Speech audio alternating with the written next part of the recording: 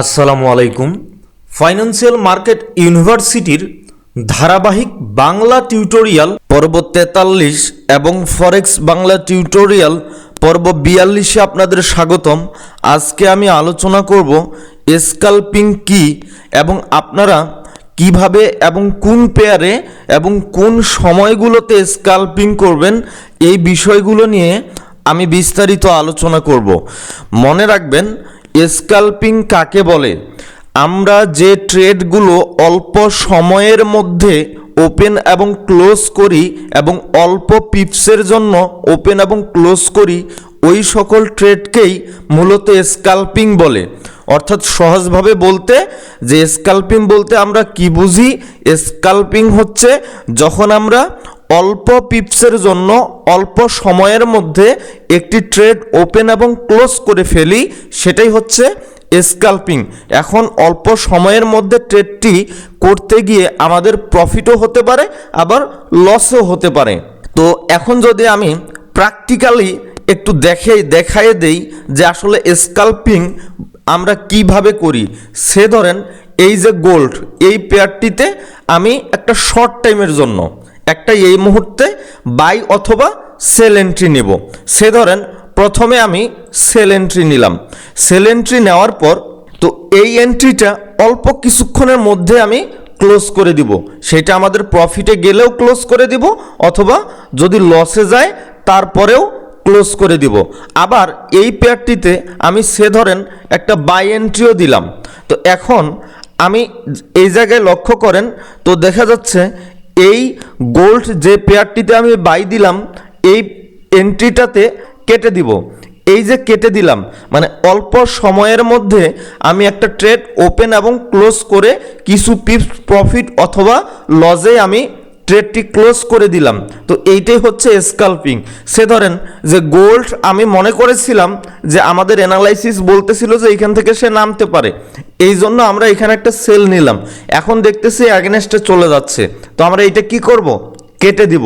তো এই যে আমরা শর্ট টাইমের জন্য কোনো ট্রেড ওপেন এবং ক্লোজ করে থাকি, মানে যে ট্রেডগুলোর টার্গেট থাকে আমাদের অল্প কিছু পিপসের মধ্যেই ট্রেডগুলো সম্পন্ন করা এবং অল্প সময়ের মধ্যেই ট্রেডগুলো সম্পন্ন করা, ওই সকল ট্রেডকে স্ক্যালপিং বলে।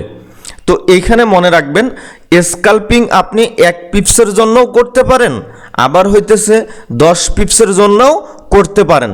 তবে সাধারণত যারা স্ক্যালপিং করে তাদের প্রতিটি ট্রেডে টার্গেট থাকে কমপক্ষে 10 পিপস, 15 পিপস, 20 পিপস এই রকম করে। তো স্ক্যালপিং করার ক্ষেত্রে একটা বিষয় মনে রাখবেন, আপনি স্ক্যালপিং করতে গিয়ে যেন সেই ট্রেডটি যদি লসে চলে যায়, তো ওই ট্রেডের লস যেন আপনারা দীর্ঘক্ষণ বা দীর্ঘ সময়ের জন্য ক্যারি না করেন। মানে আপনি যখন একটি ট্রেড ওপেন করবেন তার আগেই তো আপনি একটা এসএল ঠিক করবেন যে আপনি যদি আপনার অ্যাগেনস্টে একটি ট্রেড মুভ করে তাহলে আপনি ওই এন্ট্রিটাতে কতটুকু লস ক্যারি করবেন। তা এই বিষয়টা যেন আপনি আগে থেকে ফিক্সড করে এসএল সেট করে দেন। আপনি এন্ট্রি নেওয়ার পর যেন এসএল মুভ না করান। স্ক্যালপিং করার ক্ষেত্রে এই বিষয়গুলো মনে রাখবেন, কারণ আমি অনেককেই দেখেছি যে স্ক্যালপিং করতে আসছে, কিন্তু স্ক্যালপিং করতে গিয়ে কোনো একটা ট্রেড দেখা যাচ্ছে প্রফিটে না গিয়ে ট্রেডের অ্যাগেনস্টে যাচ্ছে, তখন ওই ট্রেডটি প্রফিটে যাবে এই আশায় রেখে দেয়। তখন দেখা যায় কি সারাদিনে এই ছোট ছোট স্ক্যালপিং করে যে প্রফিট করে ওই একটা ট্রেডে সব লস করে ফেলে। আর স্ক্যালপিংয়ের ক্ষেত্রে আরেকটা বিষয় মনে রাখবেন, ওভার ট্রেডিং করবেন না।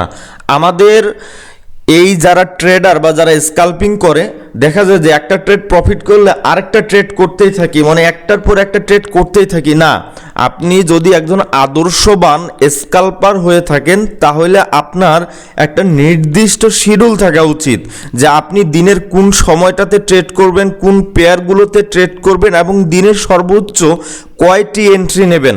সাধারণত দেখা যায় আপনি যদি টার্গেট করেন যে একদিনে সর্বোচ্চ আপনি 5টা এন্ট্রি নেবেন, মানে আপনি 5 বার স্ক্যালপিং করবেন। সো এর বেশি যেন না হয়। আপনার 5টা এন্ট্রি যদি এসএল হিট করে আর নতুন কোনো ট্রেড নেবেন না, আপনার আপনার 5টা এন্ট্রি যদি টিপি হিট করে পরে দেখতেছেন যে আরও ভালো সেটআপ আসছে, সেই এন্ট্রিগুলো আপনারা পারলে অ্যাভয়েড করে চলবেন। কারণ আপনার ট্রেডিং ডিসিপ্লিন, আপনার ট্রেডের ডিসিপ্লিন এবং ট্রেডিং সাইকোলজি যদি ঠিক রাখতে চান তাহলে অবশ্যই আপনাকে একটা চেকলিস্ট ফলো করতে হবে, আপনাকে একটা রুটিনের মধ্য দিয়ে চলতে হবে। সো অবশ্যই ওভার ট্রেডিংটা আপনারা অ্যাভয়েড করে চলবেন। তো এরপরে আসেন যে যখন আপনারা স্ক্যাল্পিং করবেন তখন কোন টাইম ফ্রেম ফলো করবেন, কোন টাইম ফ্রেমের ট্রেন্ডকে বেস করে স্ক্যাল্পিং করবেন। মনে রাখবেন স্ক্যাল্পিংয়ের জন্য H4 টাইম ফ্রেমের ট্রেন্ডটা হচ্ছে বেস্ট। আপনি H4 টাইম ফ্রেমে যদি দেখেন মার্কেট আপ ট্রেন্ডে আছে, তখন লোয়ার টাইম ফ্রেম যেমন 5 মিনিট বা 15 মিনিটে গিয়ে আপনি সাপোর্ট রেসিস্ট্যান্স দেখে তখন 15 মিনিটে গিয়ে তখন শুধু বাই এন্ট্রিগুলো ধরবেন। অর্থাৎ আপনি যখন H4 এ দেখবেন যে আপ ট্রেন্ডে আছে তখন 15 মিনিট বা 5 মিনিটে গিয়ে শুধু বাই এন্ট্রিগুলো নেওয়ার চেষ্টা করবেন, সেল এন্ট্রিগুলো অ্যাভয়েড করবেন। আর যখন দেখবেন H4 এ ডাউন ট্রেন্ডে আছে তখন আপনি 15 মিনিট বা 5 মিনিটে গিয়ে আপনার স্ট্র্যাটেজি অনুযায়ী আপনি তখন শুধু সেল এন্ট্রিগুলো খুঁজবেন। এই ক্ষেত্রে আপনি বাই এন্ট্রিগুলো অ্যাভয়েড করবেন। অর্থাৎ আমাদের স্ক্যাল্পিং করার জন্য কোন টাইম ফ্রেমের ট্রেন্ডটাকে আমাদের ফলো করা উচিত, আমাদের H4 টাইম ফ্রেমের ট্রেন্ডটাকে ফলো করা উচিত।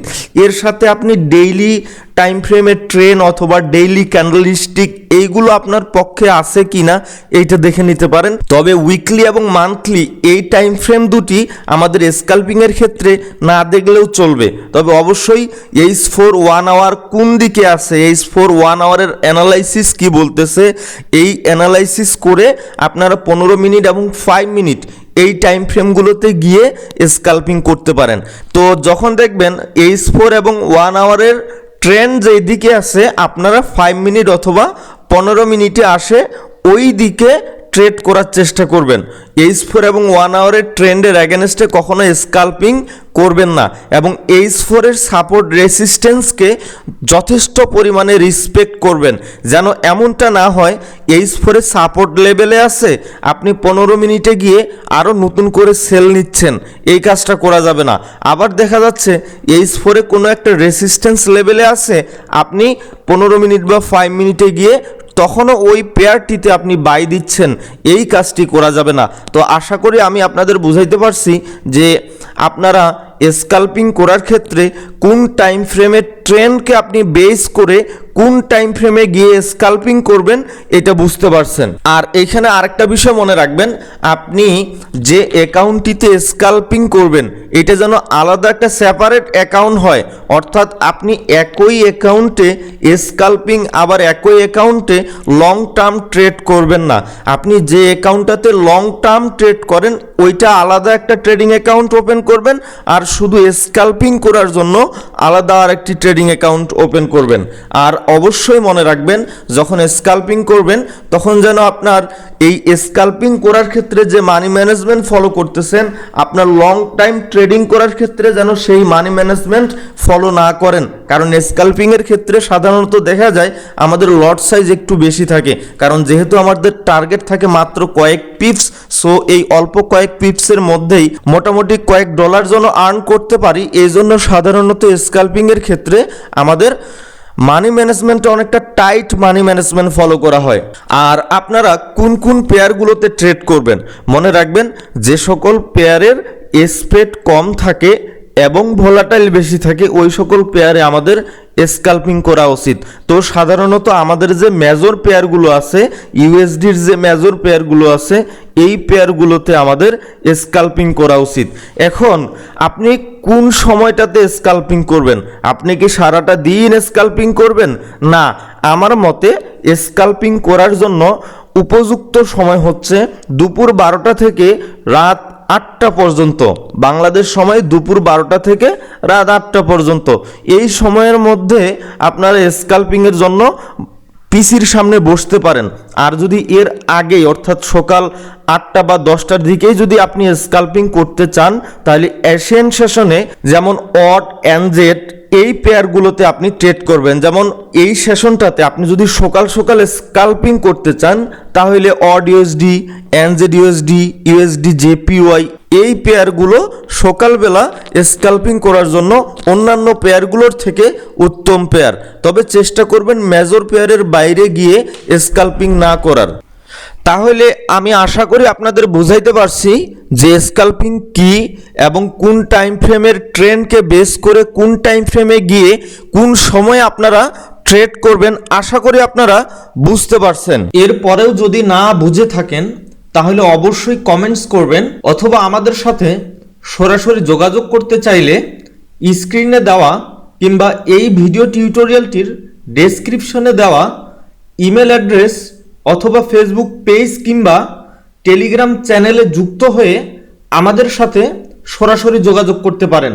আর আপনারা যদি আমাদের কাছ থেকে অ্যাডভান্স কোর্স কিংবা পেইড কোনো সার্ভিস পেতে চান, তাহলে অবশ্যই আমাদের সাথে যোগাযোগ করবেন। আর আমাদের টিউটোরিয়ালগুলো যদি আপনাদের ভালো লেগে থাকে তাহলে অবশ্যই লাইক, কমেন্ট এবং শেয়ার করবেন। তো আজকের টিউটোরিয়ালটি আমি আর দীর্ঘায়িত করতেছি না। আমাদের পরবর্তী লেকচার ভিডিও টিউটোরিয়ালটি দেখার আমন্ত্রণ জানিয়ে আজকের ভিডিওটি এখানেই সমাপ্ত করতেছি। আপনারা সবাই ভালো থাকবেন, সুস্থ থাকবেন। আল্লাহ হাফেজ।